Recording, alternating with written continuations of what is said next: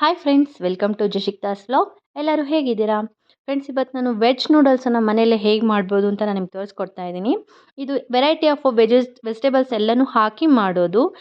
ಮನೇಲಿ ಕೆಲವೊಬ್ರು ಮಕ್ಳುಗಳು ವೆಜಿಟೇಬಲ್ಸನ್ನು ತಿಂತಾ ಇರೋದಿಲ್ಲ, ಸಾಂಬಾರಲ್ಲಾಯಿತು ಪಲಾವಲ್ಲಾಯಿತು ಆ ಥರ ಇದ್ದಾಗ ನಾವು ಈ ಥರ ವೆಜ್ ನೂಡಲ್ಸನ್ನು ಮಾಡಿಕೊಟ್ರೆ ಇದ್ರೊಳಗಿರೋಂಥ ವೆಜಿಟೇಬಲ್ಸು ತುಂಬ ಟೇಸ್ಟಿಯಾಗಿರುತ್ತೆ. ಸೊ ಮಕ್ಕಳು ಚೆನ್ನಾಗಿ ತಿಂತಾರೆ.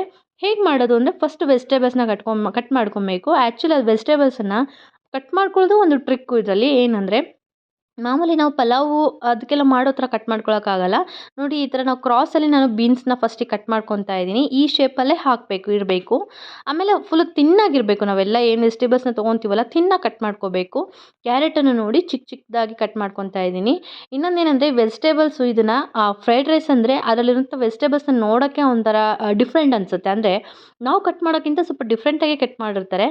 ಆಮೇಲೆ ಅದು ಒಂದು ಇಂಟ್ರೆಸ್ಟಿಂಗ್ ಆಯ್ತಂದರೆ ಅದ್ರದ್ದು ಟೇಸ್ಟು ಕೂಡ ಸ್ವಲ್ಪ ಕ್ರಂಚಿ ಆಗಿರುತ್ತೆ ನೂಡಲ್ಸಲ್ಲಿ. ಹಾಗಾಗಿ ನೋಡಿ ಪ್ರತಿಯೊಂದು ವೆಜಿಟೇಬಲ್ಸು ನಾನಿಲ್ಲಿ ಬೀನ್ಸು, ಕ್ಯಾರೆಟು, ಹಾಗೆ ಕ್ಯಾಪ್ಸಿಕಮ್ಮು, ನೂಕಲ್ಲು, ಲಾಸ್ಟಿಗೆ ಎಲೆಕೋಸು, ಈ 5 ಐಟಮ್ಸನ್ನು ತೊಗೊಂಡಿದ್ದೀನಿ. ನೋಡಿ ಪ್ರತಿಯೊಂದನ್ನು ತುಂಬ ಚಿಕ್ಕ ಚಿಕ್ಕದಾಗಿ ಕಟ್ ಮಾಡ್ಕೊಬೇಕು. ಆವಾಗ ಮಾತ್ರ ಅದು ವೆಜಿಟೇಬಲ್ಸು ಉಪ್ಪು ಖಾರ ಎಲ್ಲ ಚೆನ್ನಾಗಿ ಹಿಡಿಯೋದಕ್ಕೆ ಸಾಧ್ಯ. ಹಾಗೆ ಕ್ರಂಚಿ ಆಗಿರುತ್ತೆ ತಿನ್ನಬೇಕಾದ್ರೆ. ಮಕ್ಕಳುಗಳೆಲ್ಲ ತಿಂತಾರೆ. ಈಗ ಒಂದು ಸ್ವಲ್ಪ ಮಿಕ್ಸಿಗೂ ಕೆಲವೊಂದಿಷ್ಟು ಐಟಮ್ಗಳನ್ನ ಹಾಕಿ ಗ್ರೈಂಡ್ ಮಾಡಿ ಇಟ್ಕೋಬೇಕಾಗುತ್ತೆ. ಒಂದು ಮಿಕ್ಸಿ ಜಾರಿಗೆ ಟೇಸ್ಟಿಗೆ ಬೇಕಾದಷ್ಟು ಹಸಿಮೆಣಸಿನ್ಕಾಯಿ, ಶುಂಠಿ ಬೆಳ್ಳುಳ್ಳಿ ಪೇಸ್ಟು, ಆಮೇಲೆ ಕೊತ್ತಂಬರಿ ಸೊಪ್ಪು, ಮೂರನ್ನು ಹಾಕಿ ನೀಟಾಗಿ ನುಣ್ಣಗೆ ರುಬ್ಕೊಳ್ಳೋಣ. ನಿಮ್ಗೆ ನೆಸೆಸಿಟಿ ಇದ್ದರೆ ಮಾತ್ರ ಒಂದು ಸ್ವಲ್ಪ ನೀರನ್ನು ಆ್ಯಡ್ ಮಾಡಿ. ತುಂಬ ಹಾಕಕ್ಕೆ ಹೋಗಬೇಡಿ, ನೀರಾಗಿ ಮಾಡೋಕ್ಕೆ ಹೋಗಬೇಡಿ. ಸ್ವಲ್ಪ ನೀರನ್ನು ಹಾಕ್ಬಿಟ್ಟು ಗ್ರೈಂಡ್ ಮಾಡ್ಕೊಳ್ಳಿ ಸಾಕು.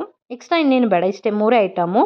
ನೋಡಿ ನಾನೊಂದು ವೆಜಿಟೇಬಲ್ಸು ಟೋಟಲಾಗಿ ಇಲ್ಲಿ ಬೀನ್ಸು, ಈರುಳ್ಳಿ, ಕ್ಯಾರೆಟು, ಕ್ಯಾಪ್ಸಿಕಮ್ಮು, ಎಲೆಕೋಸು, ಹಾಗೆ ನೂಕಲ್ ಇಷ್ಟನ್ನು ತುಂಬ ಚಿಕ್ಕ ಚಿಕ್ಕದಾಗಿ ಅಂದರೆ ತುಂಬ ಚಿಕ್ಕ ಸ್ಲೈಸಾಗಿ ಕಟ್ ಮಾಡಿ ಇಟ್ಕೊಂಡಿದ್ದೀನಿ.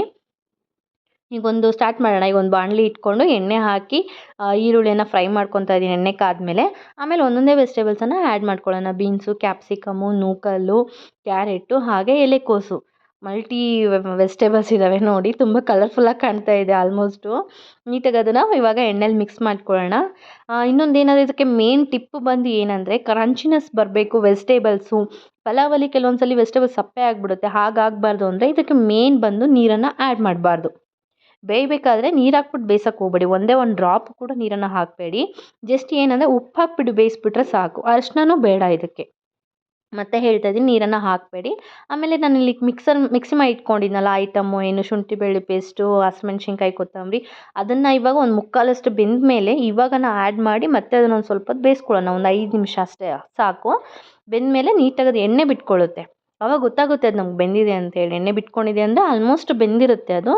ಈ ಲೆವೆಲಿಗೆ ಬಂದಮೇಲೆ ಇವಾಗ ಕೆಲವೊಂದಿಷ್ಟು ಐಟಮ್ಸ್ ಏನಂದರೆ ಪೆಪ್ಪರು, ಹಸಿಮೆಣ್ಸಿನ್ಕಾಯಿ ಹಾಕಿರ್ತೀವಿ ನಾವು ಟೇಸ್ಟಿಗೆ, ಬಟ್ ಆದರೂ ಇದೊಂದು ಸ್ವಲ್ಪ ಆಪ್ಷನಲ್ಲು, ನೋಡ್ಬಿಟ್ಟು ಹಾಕ್ಕೊಳ್ಳಿ. ಸ್ವಲ್ಪ ಕಡಿಮೆನೇ ಹಾಕ್ಕೊಳ್ಳಿ. ಸ್ವಲ್ಪ ಪೆಪ್ಪರು, ಆಮೇಲೆ ಗರಂ ಮಸಾಲೆಯನ್ನು ಹಾಕ್ತೀನಿ ನಾನಿಲ್ಲಿ. ಇದು ಆಪ್ಷನಲ್ಲು, ನಿಮಗೆ ಬೇಕಂದರೆ ಹಾಕ್ಕೊಳ್ಳಿ. ಬಟ್ ನಾನು ಸ್ವಲ್ಪ ಗರಂ ಮಸಾಲೆನ ನಾನು ಆ್ಯಡ್ ಮಾಡ್ತೀನಿ. ಅದು ಟೇಸ್ಟ್ ಚೆನ್ನಾಗಿ ಕೊಡುತ್ತೆ. ಹಾಗಾಗಿ ಗರಂ ಮಸಾಲೆ, ಆಮೇಲೆ ಸ್ವಲ್ಪ ಟೊಮೆಟೊ ಕೆಚಪ್ಪು 2 ಸ್ಪೂನ್ ಆದರೆ ಸಾಕು. 1 ಸ್ಪೂನಷ್ಟು ಸೋಯಾ ಸಾಸ್ ಇಷ್ಟನ್ನು ಹಾಕ್ಕೊತಾ ಇದ್ದೀನಿ. ಸಾಸಸನ್ನು ಜಾಸ್ತಿ ಆ್ಯಡ್ ಮಾಡೋಕ್ಕೆ ಹೋಗಬೇಡಿ. ಎಷ್ಟು ಕಡಿಮೆ ಹಾಕ್ತೀವೋ ಟೇಸ್ಟು ಚೆನ್ನಾಗಿ ಕೊಡುತ್ತೆ. ಇದೇ ಅಂತ ಹಾಕಬೇಕು ಅಂತೇಳಿ ತುಂಬ ಹಾಕ್ಬಿಟ್ರೆ ಟೇಸ್ಟ್ ಕೆಟ್ಟೋಗ್ಬಿಡುತ್ತೆ. ಸ್ವಲ್ಪನೇ ಹಾಕ್ಕೊಳ್ಳಿ. ಕೆಚಪ್ಪು ಆಯ್ತು, ಇಲ್ಲಾಂದರೆ ಸಿಹಿ ಜಾಸ್ತಿ ಹೊಡೆದ್ಬಿಡುತ್ತೆ, ಅದು ಇಷ್ಟ ಆಗೋಲ್ಲ. ಹಾಗಾಗಿ ಆಮೇಲೆ ಲಾಸ್ಟಿಗೆ ಜೀರಾ ಪೌಡ್ರನ್ನ ಹಾಕ್ಕೊಂಡು ನೀಟಾಗಿ ಮಿಕ್ಸ್ ಮಾಡ್ಕೊಳ್ಳಿ. ಇದಕ್ಕೆ ಫೈನಲಾಗಿ ವಿನೆಗರನ್ನು ಆ್ಯಡ್ ಮಾಡಬೇಕು. ನಾನು ವಿನೆಗರ್ ಇನ್ಸ್ಟೆಡಾಗಿ ಲೆಮನನ್ನು ಆ್ಯಡ್ ಮಾಡ್ತಾಯಿದ್ದೀನಿ. ಲೆಮನ್ನು ವಿನೆಗರು ಎರಡೂ ಒಂದೇ ಟೇಸ್ಟ್ ಕೊಡುತ್ತೆ. ಹಾಗಾಗಿ ಯಾವ್ದಾರು ಹಾಕ್ಕೋಬೋದು, ಆಪ್ಷನಲ್ ನಿಮ್ಗೆ ಬಿಟ್ಟಿದ್ದು. ನಾನು ಲೆಮನನ್ನು ಹಾಕ್ಕೊತಾ ಇದ್ದೀನಿ ಇಲ್ಲಿ. ಇದನ್ನು ಹಾಕಾದ್ಮೇಲೆ ತುಂಬ ಹೊತ್ತು ಬೇಯಿಸೋದಕ್ಕೆ ಹೋಗಬೇಡಿ. ಆಫ್ ಮಾಡಿಬಿಡಿ ಸಾಕು ಫ್ಲೇಮನ್ನು. ಯಾಕಂದರೆ ತುಂಬ ಹೊತ್ತು ಲೆಮನ್ ಹಾಕಿದ್ಮೇಲೆ ಬೇಯಿಸ್ಬಿಟ್ರೆ ಅದು ಹುಳಿ ಅಂಶ ಸುಟ್ಟೋಗ್ಬಿಡುತ್ತೆ ಅಂತ ಹೇಳ್ತಾರೆ ಬಿಸಿಗೆ. ಹಾಗಾಗಿ ಸಾಕು, ಇಷ್ಟ ಆಗಿದೆ ನೋಡಿ. ಮತ್ತು ಎಣ್ಣೆ ಮೇಲೆಲ್ಲ ಬಿಟ್ಕೊಂಡು ತೇಳ್ತಾ ಇದೆ. ಇಷ್ಟ ಆದರೆ ಸಾಕು ನೋಡಿ. ನಾನು ಸ್ವಲ್ಪನೂ ನೀರನ್ನು ಹಾಕ್ಕೊಳ್ದೆ ಮಾಡಿದ್ದೀನಿ. ಈಗ ನೂಡಲ್ಸನ್ನು ಬೇಯಿಸ್ಕೊಬೇಕು. ನಾನು ಹಕ್ಕ ನೂಡಲ್ಸ್ ತೊಗೊಂಡಿದ್ದೀನಿ. ಒಂದು ಬಾಣಲಿಗೆ ಒಂದು ಸ್ವಲ್ಪ ನೀರು, ಉಪ್ಪು, ಆಯಿಲನ್ನು ಹಾಕ್ಕೊಂಡು ನೂಡಲ್ಸನ್ನು ಹಾಕಿ ಬೇಯಿಸ್ಕೊಬೇಕು ನಾವು.